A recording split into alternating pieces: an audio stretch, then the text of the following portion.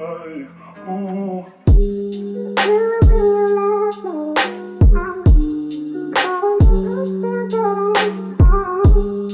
it's me Jomaris and welcome back to my channel. You may or may not know I did purchase the 2019 MacBook Air in rose gold a couple of months ago, and I am going to be basically updating you guys on my experience with it so far, and just telling you guys pros and cons. Here's the beauty. Here she is. I did do a video. It's kind of a mixture of a vlog and unboxing and everything. So if you do want to watch that video, you can. This is what it looks like if you want to check it out. I'm not very fond of that video. It was at 20k views right now. I'm very surprised about that. I wish I could refilm it because my outfit in that video, the music, everything was just so cringe. And but obviously people like this, so I'm not going to delete it. In that video, I did get a couple of comments saying that I should have waited to get the 2020 version of the MacBook Air. And basically the reason behind why I didn't wait is because I didn't know there was a newer version coming out. I am not a very tech savvy person when it comes to laptops and everything. Second of all, I bought this computer in a rush. I needed it very urgently because I needed it for a project that I was doing, and the computer that I was using at home, it wasn't working, and I could not even open up Google. Like, it had a virus and I did not have time to be trying to fix the computer. I was like, you know what, I have the money for it, let me just get a new laptop that I can call my own and that I can edit with. So that's what I did. Do your research beforehand if you can, because it's just important to do your research before purchasing something, especially something expensive. Like, don't rush into it. I kind of just went to the store, saw what I liked and grabbed it, but I wish I did more research. To some background information on this laptop is the, like I said, the 2019 13-inch screen MacBook Air in rose gold. This one's 8 gigabytes of storage, 128 gigabytes of like SSD. I don't know what that means, but I saw it on the box, so yeah. Also, it has an i5 processor, if anyone's wondering. I did get a couple of comments asking. I don't even know what that means. So I know in my unboxing video I did mention that I was going to get a case for my laptop and I was going to put stickers on the case and everything, pero I never did because I did see a lot of videos saying if you get a case for it, sometimes the corners get indented. So I just put the stickers on it, and honestly it's not that big of a deal. If glue gets on this, all I have to do is wash it off. Like, it's not that deep. I have a Puerto Rican flag, a Hawaii sticker, some of these stickers, I don't even know what it says, and then my Dominican flag. Get right into the pros and cons of this laptop. I'm gonna start off with the cons first. So the first thing I want to talk about is the brightness. I don't know what it is. I don't know if it's my eyes or not, but whenever I'm using this laptop, I'm always having to squint. Like, even if I'm not outside, you know when you go outside and you could barely see your screen, so you have to like squint to see what's on your screen. That's how I feel like when I'm inside the house. Like, it shouldn't be like that. I feel like this laptop doesn't get very bright considering when it's on its highest brightness. I don't know if I'm just blind.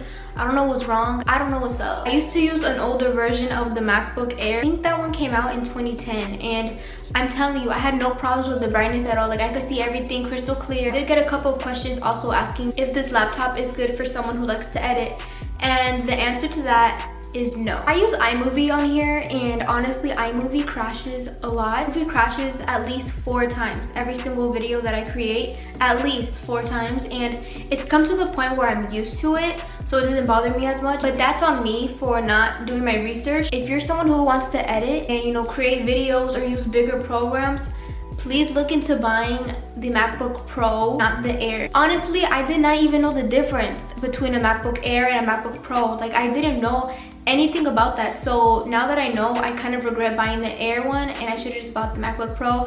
But you live and you learn. You live and you learn. So this laptop overheats a lot, which partially is my fault. I am a multitasker when it comes to using my laptop. A lot of things working in the background, a lot of things that I feel like I could just click on later on in the day. That's something that I'm used to doing. That's just what I do. I don't like closing out tabs until I'm 100% sure that I do not need it again. I know that that's what's causing it to overheat, and for the fan to go running and everything. Now I have to keep at the most 2 things open. Storage.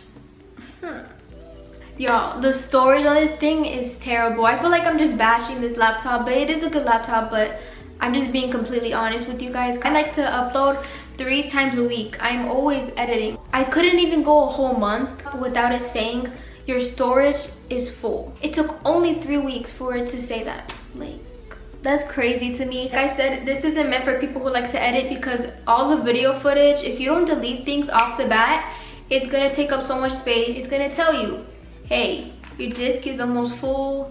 you know, delete stuff. So if you do like to, you know, edit and everything, I do recommend buying one of these. I'm pretty sure this is called an external hard drive. You just plug this into your laptop and you just store like video footage and pictures and everything on here. It saves space on your laptop so it doesn't continuously tell you to delete stuff. So the next thing I want to talk about is the camera quality. Off the bat, I'm just gonna assume that when they made this laptop, they weren't thinking, hey, let's put some nice camera in this thing. Like, I'm pretty sure that wasn't their focus when they made this, because the camera quality is shit.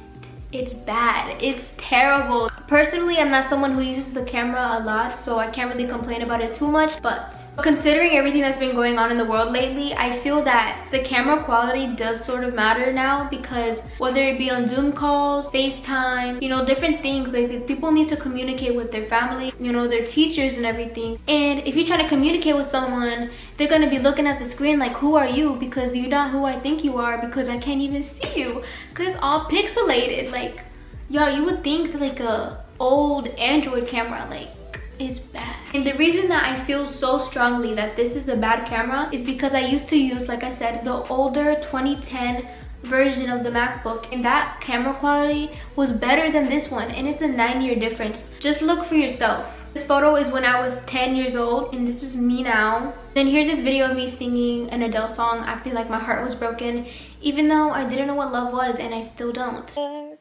That your dreams came true. Guess gave you thanks. Thank you to you, old friends. But yeah, as y'all saw, the quality is terrible. It's very pixelated, and I just feel that that's important considering the world that we live in right now. Like, you need a good camera. I'm sorry. This doesn't come with the regular USB port on the side or anything. That's what it looks like on the side. But if you're someone who wants to, you know, someone who needs a USB port, or you need to put your SD card, I do recommend buying one of these. This is the hyperdrive. Yeah, so this is what it looks like. I'll have this linked in the description down below, so y'all can go check it out, because it is super handy. So the last con I have to say is that you cannot drag and drop, and for me that is a very bad thing, because I'm used to being able to just drag something and dropping it. Like, it shouldn't be difficult, but for some reason the computer wants to be difficult. You should be able to click on something, it will be selected, and you could drag it wherever you want, and then unclick it, and it will be dropped there, you know? But with this laptop, it doesn't let me do that. Whenever I click on something and select it, it automatically opens, which for me is very annoying. It really frustrates me, because it's not that I'm lazy, but it just puts more work that I need to do and that I shouldn't really have to do. If this is a setting that the laptop is on and you know how to change it, please let me know, because I really do want to know. Please let me know. I really want to know. Now onto the positive things. So the first good thing I have to say about this laptop is that the speakers on this thing is very good. I don't really know how to express how a speaker is very good, but I do have to say everything is very crisp and clear, and they're pretty loud when you put it on the highest setting and everything. So I don't know, I like the speakers. I think it sounds great. I would have to say this laptop works pretty fast. Other than iMovie crashing, I don't have any problems with other programs and other things working slowly. Like, everything works fast, and I do appreciate that, because I hate when I have to like wait for something to open for a very long time.